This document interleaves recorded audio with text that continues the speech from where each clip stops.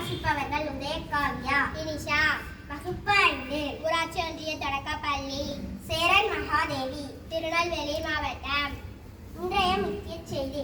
கோடை மழை மற்றும் வெயிலின் தாக்கத்தால் மிளகாய் வத்தல் விவசாயம் பாதிப்பு. விளாத்திக்குளம் பகுதி விவசாயிகள் கவலை.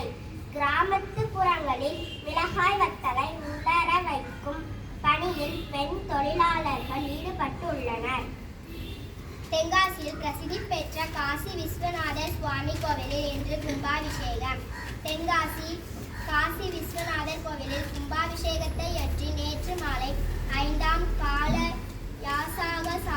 யாகசாலை பூஜைகளை நடைபெற்றது. உள்படம். யாகசாலையில் எழுந்தருளிய சுவாமி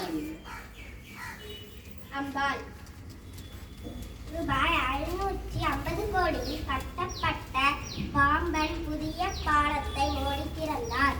தாம்பரம் ராமேஸ்வரம் ரயில் சேவை தொடங்கியது.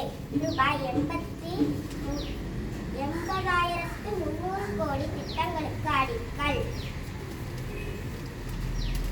பள்ளிகளை வளர்ச்சி பாதைக்கு கொண்டு சென்ற தலைமை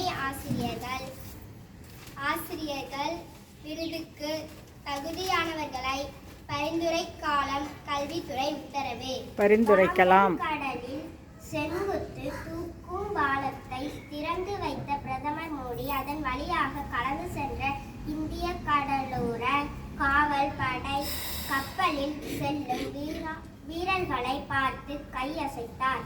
நன்றி.